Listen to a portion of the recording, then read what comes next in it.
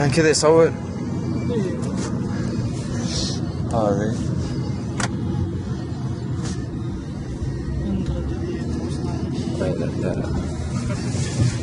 ها فرج لا حد يقبح فينا. ها والحوزة الحوزة هذه كل شنطة 50 150 كيلو في الرياض في الدائري انت ماشية.